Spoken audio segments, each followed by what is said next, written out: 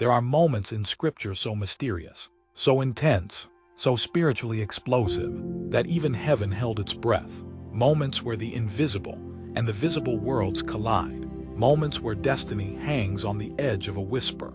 And today, we step into one of the most dangerous, unpredictable, and supernatural confrontations ever recorded.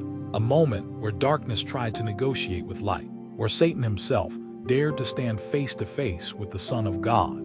This is not just a story about temptation. It is a story about identity, authority, hunger, power, spiritual warfare, and victory that reshaped the future of humanity. Welcome to Bible Breakdown, the channel where we bring Bible stories to life through powerful cinematic storytelling, taking you inside the scriptures like you've never experienced before.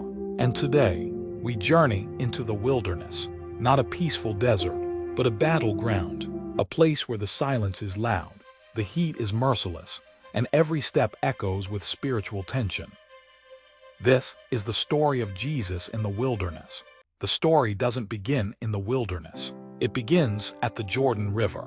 Crowds gather, the atmosphere is electric, and John the Baptist, wild, rugged, anointed, stands waist-deep in the water.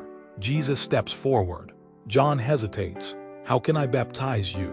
But Jesus insists. And when he comes out of the water, the heavens tear open, the Spirit descends like a dove, and a voice thunders, "This is my beloved Son, in whom I am well pleased." It is the ultimate moment of glory, a public announcement, a divine coronation. But immediately, not later, not after rest, not after celebration, the Spirit drives Jesus into the wilderness. Because before he steps into ministry, he must step into warfare. The wilderness is not a place of comfort, not a sandy beach, not a calm retreat. It is rugged, jagged, dry, silent, hostile. Temperatures swing from scorching heat in the day to freezing cold at night. Wild animals move in the shadows. There is no food, no comfort, no shelter, and Jesus is alone for 40 days. 40 days of hunger, 40 days of silence, 40 days of battling flesh, thoughts, weakness, exhaustion. Every moment is a test. Every hour is an attack on his humanity. And then, at his weakest moment, Satan arrives, not with horns, not with fire, but with subtlety, intelligence, manipulation, scripture, strategy, the most dangerous kind of enemy. Satan approaches, calm, calculated. "If you are the Son of God," he whispers, "command these stones to become bread." It sounds simple, harmless even. Jesus is hungry. He has the power. Why not? But this is deeper. This is an attack on identity. If you are the Son of God, it's an attack on self-reliance. Use your power without the Father's direction. It's an attack on timing. Fix your hunger yourself. Jesus responds, not with emotion, not with argument, but with Scripture. Man shall not live by bread alone, but by every word that comes from the mouth of God. He refuses to satisfy himself outside of the Father's will. He chooses obedience over appetite. Victory won, but Satan isn't done. Suddenly, they stand at the pinnacle of the temple.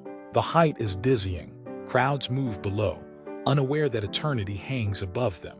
Satan quotes Scripture. Yes, he knows the word, for it is written, "He will command his angels concerning you." Then the trap. Jump.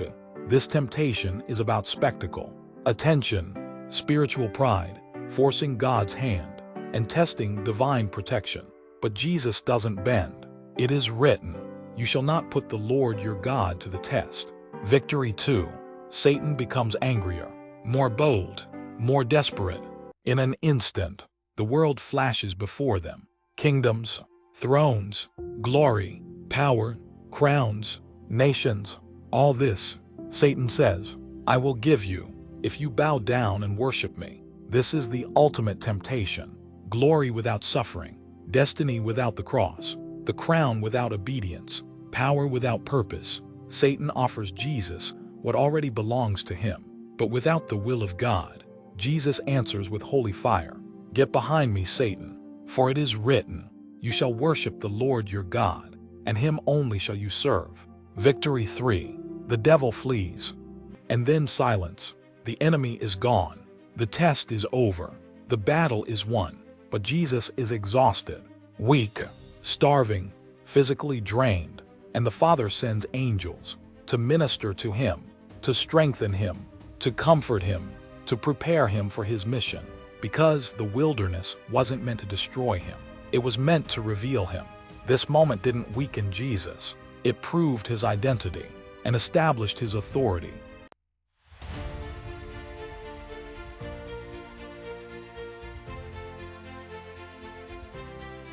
The wilderness was not a place of defeat. It was the birthplace of destiny. After these 40 days, Jesus begins the greatest ministry the world has ever seen, healing the sick, casting out demons, teaching with authority, declaring deliverance, revealing the kingdom. And it all began in a place of loneliness, hunger, temptation, and spiritual fire. The wilderness didn't break him. It revealed who he truly was. And just like Jesus, your wilderness is preparing you, strengthening you, sharpening you, purifying you, positioning you, because before God uses you publicly, he shapes you privately. This has been Bible Breakdown, where we bring the scriptures to life through powerful cinematic storytelling. If this story moved you, subscribe for more life-changing Bible narratives.